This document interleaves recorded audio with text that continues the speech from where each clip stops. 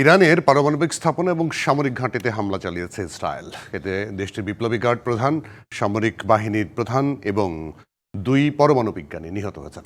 বেশ কয়েকটি আবাসিক ভবনে হামলায় প্রাণ গেছে কয়েকজন বেসামরিক নাগরিকের। জবাব দিতে মরিয়া ইরানও এরই মধ্যে তেল আবিবে ছুঁড়েছে শতাধিক ড্রোন। কয়েকদিন ধরে ইসরায়েল সহ পশ্চিমা বিশ্বে আলোচনা চলছিল ইরানের পারমাণবিক স্থাপনাকে ঘিরে। এমনকি একদিন আগে ইরানের ওপর বড় আকারের ইসরায়েলি হামলার শঙ্কা প্রকাশ করেন মার্কিন প্রেসিডেন্ট ডোনাল্ড ট্রাম্প। তার সেই আশঙ্কাই সত্যি হলো।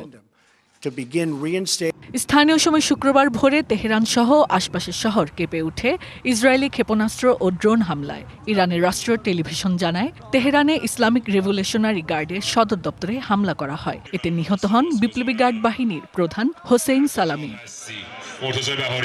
অপারেশন রাইজিং লায়ন নামের ইসরায়েলের এ হামলার মূল উদ্দেশ্য ছিল ইরানের ইউরেনিয়াম সমৃদ্ধকরণ কেন্দ্র। বড় আকারের হামলার পর আগুন জ্বলতে দেখা যায় মধ্য ইরানের নাতানজ শহরের এ পারমাণবিক স্থাপনায়। তবে কর্তৃপক্ষ বলছে, পারমাণবিক কেন্দ্রটির তেজস্ক্রিয়তার মাত্রা স্বাভাবিক আছে।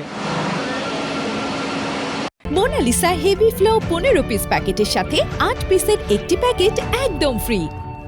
একই সাথে ইরানের অত্যন্ত 6টি সামরিক ঘাঁটি সহ সামরিক কমান্ডারদের বাসভবনও লক্ষ্য করে হামলা করা হয়। নিহত হয়েছেন সামরিক বাহিনীর প্রধান মোহাম্মদ বাঘেরি। এ খবর নিশ্চিত করেছে ইরানের রাষ্ট্রীয় টেলিভিশন। হামলায় ক্ষতিগ্রস্ত হয়েছে বেশ কয়েকটি আবাসিক ভবন ও যানবাহন। হতাহত হন অনেকে। হামলার পর তেহরানের আন্তর্জাতিক বিমানবন্দরের সব ফ্লাইট সাময়িকভাবে স্থগিত করেছে কর্তৃপক্ষ।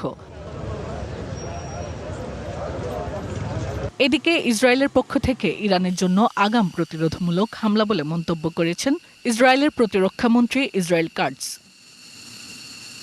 তবে বসে নেই ইরানও। হামলার জবাবে তেল আবিবে প্রায় 100টি ড্রোন ছুড়েছে তেহরান।